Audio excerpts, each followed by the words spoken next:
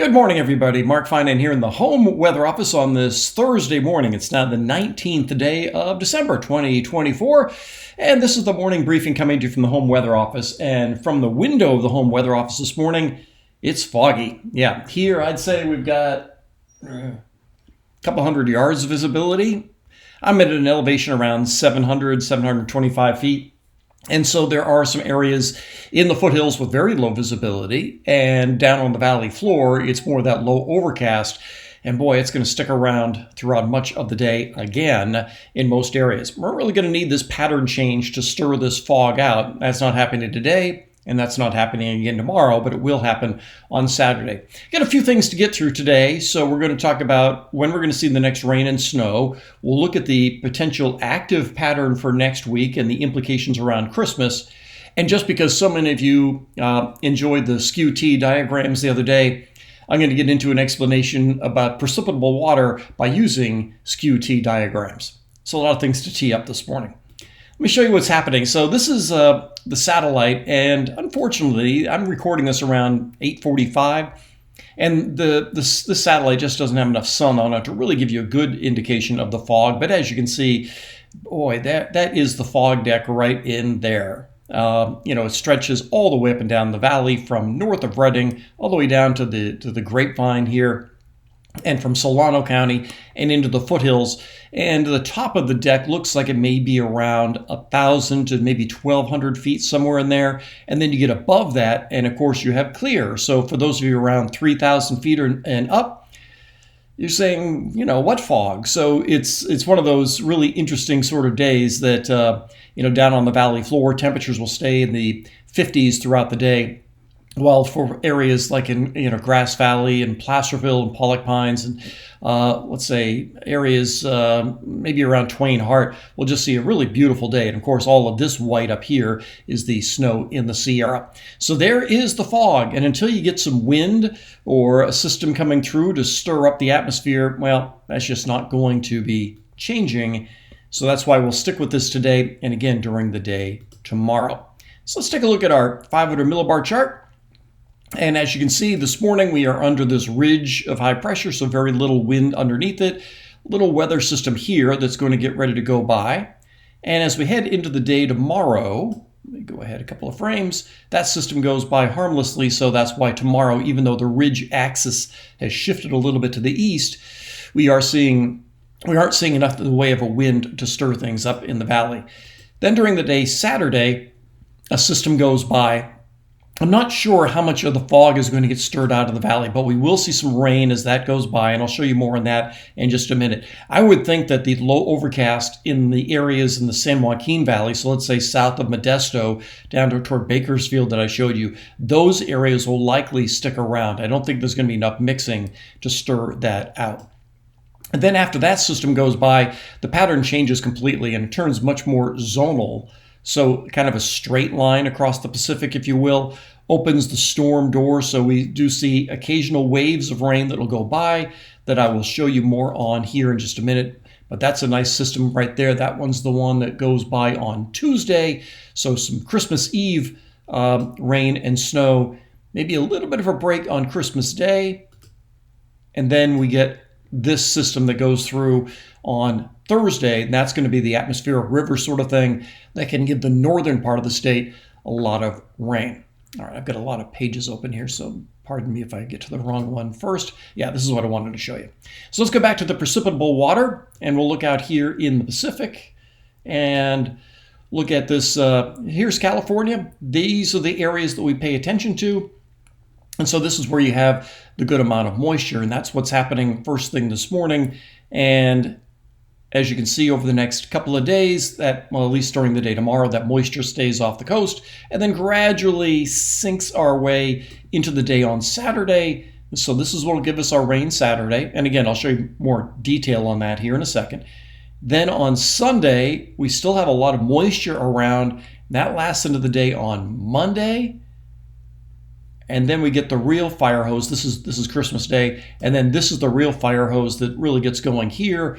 And right now the models are pretty consistent at really aiming that at from the Bay Area to the north on next Thursday. So a week from today, but that's going to bring some rain and snow statewide. A nice active pattern for us. But I do want to talk a little bit about this concept of precipitable water. Now, as I scroll over this, you can see this area here, it says 1.74 inches, PWAT, precipitable water. And then if you go over these brown areas, it says 0.18. So what we're looking at here is, if you look at a vertical column of the atmosphere, how much water can you squeeze out of that? So let me show you a vertical profile of the atmosphere in one of these areas that is brown. And so for that, I'm going to show you a skew T diagram. So I picked a spot that is in one of those brown areas, very low precipitable water. And so as you look at the atmosphere, this is a vertical look at the atmosphere. So this is the surface down here, and this is way up in the atmosphere above 30,000 feet. And as you can see, this is the temperature, and then this is the dew point. And you notice that these two lines just do not come together. We have a big spread in, so that means low humidity, because what we use here is dew point, not relative humidity. But with the farther these two lines are apart, the lower the relative humidity is. So this is how the atmosphere looks when you have very low water in the atmosphere. So that's what those brown areas on the precipitable water look like. Very dry. You don't get anything in the way of rain out of those. All right, contrast that with what one of the wet areas looks like. This is the temperature and the dew point, and look at how they are side by side almost all the way up through the column. And so this is an area that has precipitable water of over an inch. I don't know if you can read it, but it's down here, 1.17. And so that's the difference. This is basically clear and sunny, and then this is overcast with precipitation in here. So that gives you an indication of just what high levels of precipitable water look like aloft. All right, so with that, let's go to, this is what I wanted to go to. I've got so many tabs open this morning, I might get some of them wrong at first. All right, I'm gonna go to the NAM here to show the rain. So we'll get into the nitty gritty of when we're gonna get into some rain. This is Friday afternoon. We are still dry, but we'll probably see a few more clouds, but that's for those of you that are above the fog deck. In the fog deck, down on the valley floor, it's probably going to be overcast throughout much of the day on Friday again. This is Saturday morning. I'm going to go to 7 a.m. This is 7 a.m. Saturday. We are still dry. This system is coming inland, and it should be relatively warm. And this model, the NAM, is kind of weak. But one thing that I'll point out is that the last time we had the first wave come through, that the NAM underperformed initially.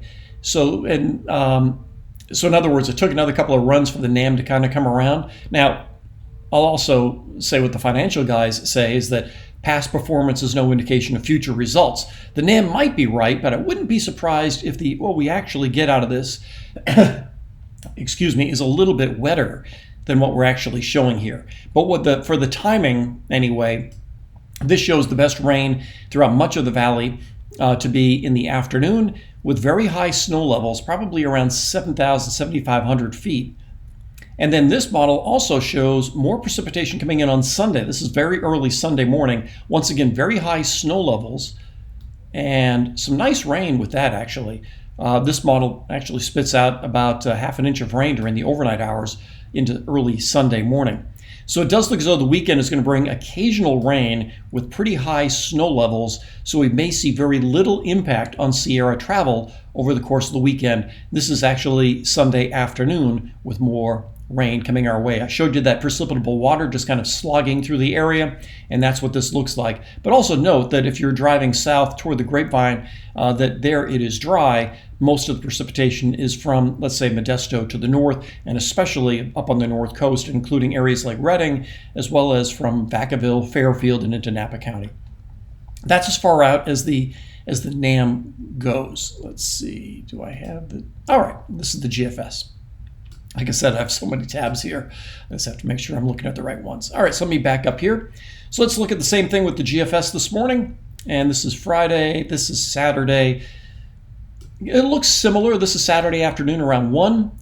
Snow level probably around 7,000 feet on this model with modest amounts of rain. This one shows less rain on Sunday. So that's a pretty big difference in those models. And then this one brings in some showers on Sunday night. And then here comes the better rain on Monday night and into Tuesday. This model has been pretty consistent with showing really good rain on Tuesday, but once again, the snow levels, at least initially, are pretty high, but watch how they drop down. By Tuesday afternoon, then we do have, according to this model anyway, we do have travel issues in the Sierra. So that's Christmas Eve. The potential for some pretty good snow, travel headaches going through the Sierra. So while I'm not going to give you a snow total or anything like that yet about Tuesday, what I will tell you is that you got to keep your eye on this if you are planning on using the passes on 80, 50, and 88 on Tuesday, especially Tuesday afternoon, because we could get into an issue with slow travel, travel headaches, and that sort of thing. Yeah, I know it's Christmas Eve, but maybe it's going to be one of those cases where you could travel earlier in the morning without that issue. And then if you wait until Wednesday morning, this is Christmas morning, as you can see, it is then dry. They'll have to clean up the roads and that sort of thing. But this is Christmas Day. We are dry. This is Christmas afternoon. Next Wednesday afternoon, around 4 in the afternoon, we are dry. Might get back to some valley fog once again. And then comes the fire hose on Thursday, and this is it right here. And this is the atmospheric river portion of this, and this would be substantial rain on the north coast, especially from Sonoma County to the north, eventually sinking to the south, bringing some really good and beneficial rain to the valley, and eventually some lower snow levels, and that could be a really good snow producer as well. So there's a lot to get through in the next week, and I didn't get into it because, we got plenty of time to get into it, but beyond that, there could be even more as we head into the following weekend. So it does look as though Northern California is going to get into a pretty active pattern. But right now, Christmas Day itself looks okay, but do keep in mind that travel on Christmas Eve through the Sierra could be snowy. That's everything I've got for you this morning on this foggy morning from the home weather office. Make it a great day. I'll talk with you later.